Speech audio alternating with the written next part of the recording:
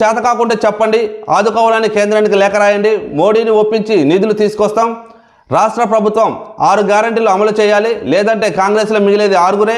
రైతు దీక్షలో BJP Karimnagar MP అభ్యర్థి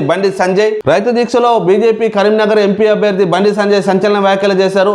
మీకు చేత కాకపోతే మాకు చెప్పండి, మీకు చేత కాకపోతే కేంద్రంలో ఉన్న మోదీకి లేఖ రాయండి, నిధులు మేము తీసుకొస్తాం, మోదీతో మేము మాట్లాడి నిధులు మేము తీసుకొస్తామని చెప్పేసి కాంగ్రెస్ పార్టీ పైన ఫైర్ అవడం జరిగింది బండి సంజయ్. అంతేకాకుండా మీరు ఏదైతే 6 గ్యారెంటీలు ప్రజలకు ఇస్తామన్నారో ఆ 6 గ్యారెంటీల సంగతి ఏంటి, ఆ 6 గ్యారెంటీలు ఎందుకు పట్టించుకోవట్లేదు, ఆ 6 గ్యారెంటీలు అమలు చేయలేక ఎందుకు పోతున్నారు అని చెప్పేసి బండి సంజయ్ తెలంగాణ రాష్ట్రంలో ఉన్న కాంగ్రెస్ పార్టీని, రేవంత్ సర్కార్ని ప్రశ్నించడం జరుగుతుంది.